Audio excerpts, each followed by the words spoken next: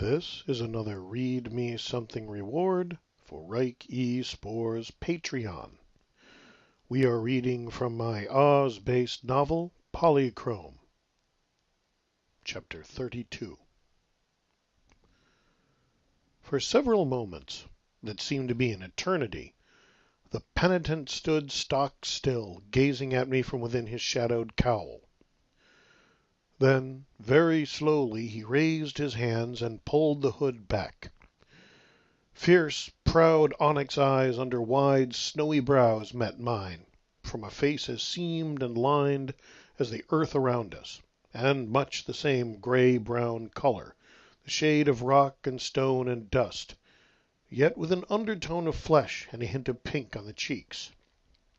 Wild white hair framed his face, and a great beard flowed down from his chin, vanishing within the folds of a robe clearly cut to conceal these features.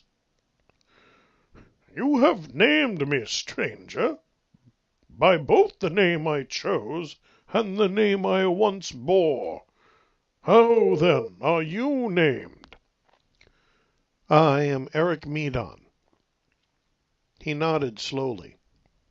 "An unusual name, and your appearance even more so. From what realm do you hail?" "From the city of Albany in the state of New York, of the United States of America in what you call the mortal world." The brows raised. "So, the world from whence came the girl." I had no doubt who he meant by that. "Yet you are not her. Different, I think, much different." He glanced up and saw the caravan survivors were beginning to approach. He pulled the hood over his face again. "Follow me, then, and we shall speak more. I promise you nothing beyond that." "Good enough." "As you wish," I answered, and saw Zenga fall in behind us. I focused on following Ruggedo and tried to minimize my disruptive mortal nature. I suspected he was using some native gnome magic to essentially disappear into the rocks, and as I followed him this was confirmed. Pathways appeared just ahead of him and closed behind, leaving no trace of our passage, going straight where normal men would go around, climbing at impossible angles, yet seeming flat and level. By the time we stopped, in a shallow cave set in a mountainside overlooking the forests of Gilgad, I had lost track of where we were. Zenga was staring around in awe, realizing we had somehow crossed mountains in minutes. Ruggedo threw back his hood and let his beard hang free as he took a seat on a rude stone chair. "From the mortal world you may have come once, Eric Medon, but the armor you wear is of no mortal make. Its substance cries out its fairy nature. So you have been here for some time and won some favor in the eyes of powerful forces. But there are few powerful forces in Fairy these days. You seek the Gnome King, so he is not your patron. Gilgad, strong though she is, has no true fairy power. This is not the work of the sea fairies. Most of the other kingdoms have no power or else none of the will for this work. That leaves but two possibilities. That you are from Oz, an emissary of the new regime, or that you have come from the Rainbow Lord, Iris himself. Truly does your armor have the mark of a sky fairy's work, but Ugo and Amanita have such bound to their service. With whom are you aligned, and what proof have you of your allegiance?" I drew forth the jewel, and once more it painted rainbow glory and song through the air. The former Gnome King's head bowed slowly, almost unwillingly, as though he had both hoped for and feared that answer. "So, indeed. And by this I know you have been sent as his first move against the usurpers themselves. What? His eyes narrowed, and then he smiled and laughed, a startling, deep, jolly sound that recalled the original description, likening him to Santa Claus. "Ho, ho, ho, ho, ho, ho. A true mortal, I'll bet my golden buckles on it. Thus you walked through that enchantment of the self-styled king of the road, cast his spell-sphere aside, though 'twere the merest pebble. I am right, am I not?" I bowed, unable to restrain a grin. "You are no less clever than I hoped, Ruggedo." "Flattery, always a good start." He turned to Zenga. "But I have been terribly remiss in my manners. You know my name. Might I be honored with yours, my dear?" Zenga glanced at me. I nodded. "I am Zenga, daughter of Inga and Zella of Pingaree." "Princess Zenga!" Ruggedo might be living in the wilds, but it seemed that didn't keep him from keeping up on the news. "What an honor, my dear, and I must apologize for the state of my quarters. So you have made one, no, two other alliances, for I know well the work of Gilgad, and your other equipage is clearly of royal make. Gilgad and Pingaree stand with you, and Iris, well, well, well." He studied us both. "A momentous quest you are on, my friend. Is there truth in rumors I have heard that a prophecy was made that may lead to liberation?" "It is possible. Keeping some rumor of the prophecy's existence from spreading would have been impossible, even though Iris had managed to keep its actual content secret."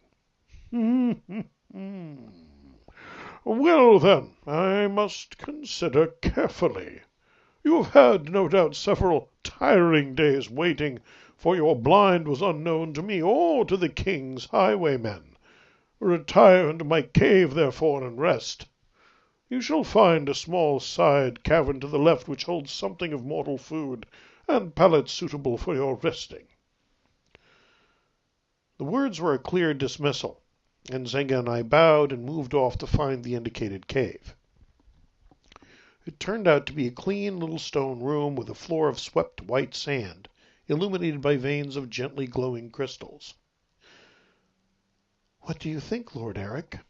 Zenga asked as we set down our packs. "I think it's a good start. He's interested, cautious, but that's only reasonable, and he knows that Iris Mirabilis is the only credible threat to Ugo and Amanita. At the same time, he has to know that the Gnome King's forces are some of the few remaining question marks in the strategic equation, and if I can convince him to join up, I'll have seriously improved my position." "Do you think he'll help?" She spread her own blanket over a pallet. "I can only hope." We ate something, then got ready for sleep. I lay awake for some time, listening to Zenga's slow and steady breathing, with an occasional, almost ladylike snore. Finally, somewhere in the middle of the deep quiet, I drifted off. I jerked awake as something poked me. Blinking, I could just make out the figure of Ruggedo standing over me in the now dim light of the cavern. He gestured for me to follow and walked out. I took a moment to get my mental bearings and then followed him to the cave mouth, where the brilliant stars shone down with just enough light to outline the old gnome in silver. "Sit down, Eric Medon," he said quietly. "I have been thinking and trying to make decisions, and I find that I need to know more of what passes in your mind." He took out a long pipe and filled it, lighting it with what appeared to be a live coal that he took from his pocket. For several moments he sat, quietly puffing out clouds of aromatic smoke, which, I noted with gratitude, fortunately drifted mostly away from me. I didn't need an asthmatic attack right now. Finally he spoke.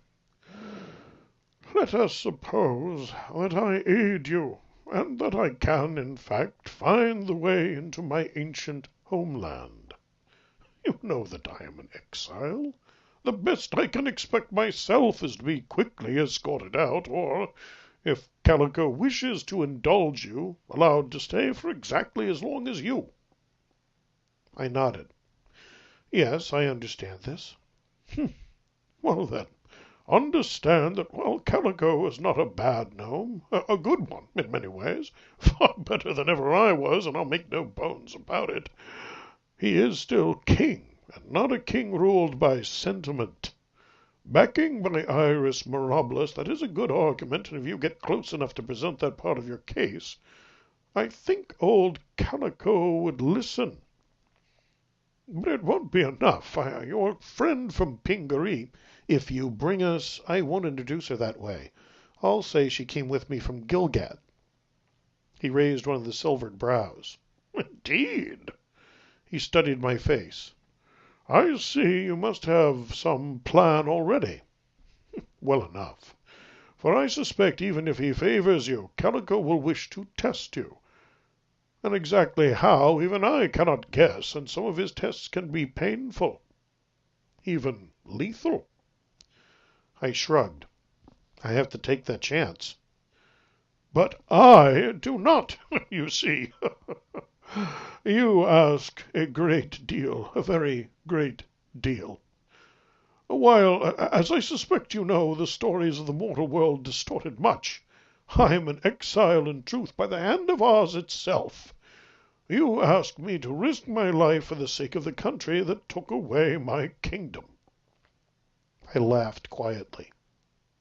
"You find that amusing?" "You are testing me, Ruggedo. Or perhaps yourself." He tilted his head, a shadow against the night, and in the silence I could hear a deep, distant music, sad yet proud march of rolling gongs, and deep cello resonance and rumbling organ pipes. "Am I? Speak your insight, then, mortal man." "Today I saw you risk your own life in battle for the sake of mortals you had never before met. You left with us without even accepting their thanks. You have been doing this for a long time. Hundreds of years, perhaps even longer than the usurpers have been around. The penitent is a legend, a symbol of hope. I suspect even Ugu and Amanita or their viceroys have on occasion sent people to see if they could find you, root you out. You've admitted yourself what you were once like. You aren't like that anymore. And I don't think you bear Dorothy and Ozma much ill will for their intervention. Not now." He was silent, save for the music of the spheres that was at once so unlike, yet so very much like that of Polychrome. And then he gave a low laugh, echoed by a rippling rise of horns and drums. "True, true enough, my friend. I was a spoiled, selfish tyrant, and I gave them little choice, especially when even temporary loss of my memory did little to cure my habits of personality. Oh, I cursed them mightily at first. But exile has a way of wearing on a man, or gnome, and quiet isolation without pomp, or servant, or other amusement to distract you. Well, thinking may occur without warning. The next thing you know, you're musing on the past, and one day I suddenly, honestly found myself considering what they must have been thinking, and for a moment, just a moment, mind you, I felt rather guilty." He refilled his pipe. "But that sort of thing is rather like a pebble on a rocky slope. It can start an avalanche. And, you have seen and yourself described the results. No, I don't resent their actions. Indeed, I owe them an apology and thanks. Alas, that it is far too late now." "But it's not. Not if you help me." He pursed his lips, blew out an impressive smoke ring that ascended toward the heavens. "Well, yes, so you say, and I suppose you mean it. But prophecies have a way of being misleading, and sometimes they can be simply wrong. Also, I am, after all, a gnome. We work for others when it is wise to do so. What do you offer me for the double risk of escorting you? Double, in that not only might I anger the current gnome king, but that in helping you I name myself your ally in the eyes of the usurpers, and they are mighty and fell opponents as well, you must know. I offer you redemption, penitent. My tone was deliberately hard. You have been seeking to redeem your actions by doing charity, by rescuing others, and that's all well and good. But your actions for centuries were selfish and injurious, and on a grand scale. You tried to conquer other nations, and nearly succeeded. You had to be forcibly ejected from your throne to come as far as you have. Now you have a chance to truly make up for your sins. Help to restore the throne you would have taken to its rightful rulers. Rescue those who have, as you admit, saved your own soul from a bitter and dark prison of your own making. That's what I offer you. He looked up at me, eyes glittering thoughtfully. You have a gift of speech, mortal, and your words have a ring of truth. Indeed they do. Yet I have much reason to fear, and more. Although Calico is king, still the gnomes are my people. If your mission succeeds, you intend to bring them into this war, to pit their arms and the might of that which was my kingdom against the even greater might of Oz. Even with the aid of the Rainbow Lord and whatever powers you yourself wield, the ending is far from certain. What is your offer that would make this risk worth it? I studied him myself in silence until I saw that even he began to fidget uncomfortably. Ruggedo the Red, are you truly penitent? Would you protect the people of Gilgad, and the gnomes, your native people, and of Oz and all of Fairy? He opened his mouth, then closed it, and I could see he recognized the deadly serious tone in my voice, and that I was speaking not an idle question, but something more in the lines of an oath. He nodded slowly. I have learned the lesson that solitude had to teach, and the truth of stone and the wind. I am a part of the world, and my bitterness was a poison to it and to me. Yes, I would protect them all, if it were in my power. Do you mean that? If it were in your power? For here you have little power, save the native magic of the gnomes and the strength of your arm. Had you the power, would you return to that which you once were? His eyes glared into mine. No! Then his gaze fell. But you have no reason to believe that. No one does. And truly they would be fools to do so. I may be a fool, then. His gaze snapped back up to me.